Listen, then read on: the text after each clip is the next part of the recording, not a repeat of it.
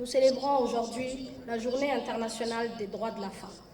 Fiers de nos acquis et prêtes à relever encore le défi d'une participation pleine et entière à l'œuvre du développement de notre chère nation. Monsieur le Président, votre présence à cette cérémonie, ainsi que celle de la Première Dame, votre compagne de tous les combats, montre que la cause des femmes est au cœur de vos préoccupations.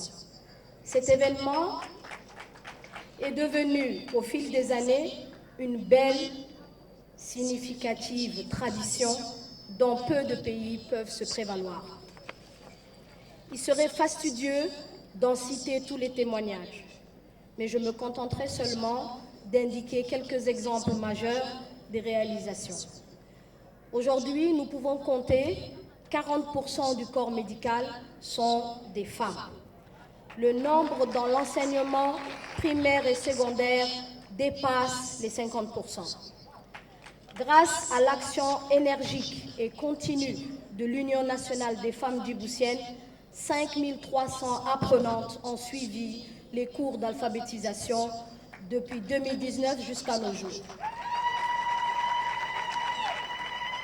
En outre, le travail d'autonomisation des femmes a permis de constater leur dynamisme singulier, ne serait-ce que dans le cadre du financement des activités génératrices de revenus qui représentent 70% des clientes de la microfinance.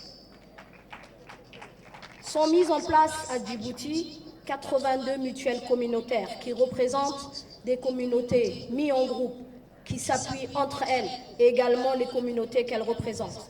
Ces mutuelles garantissent des crédits des adhérentes et disposent chacune des caisses de santé.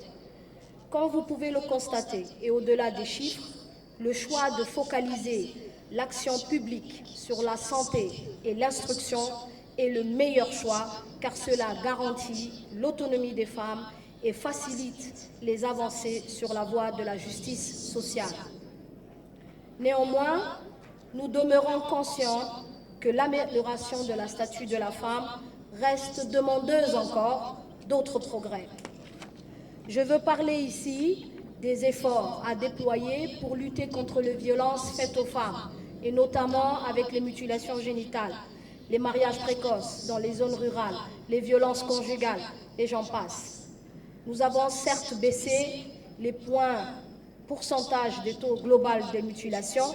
Nous sommes aujourd'hui quand même à des taux élevés de prévalence. Ces taux restent encore importants, donc nous demandons l'engagement de chacune et chacun ici présent dans les différents niveaux de statut et des niveaux décisionnels.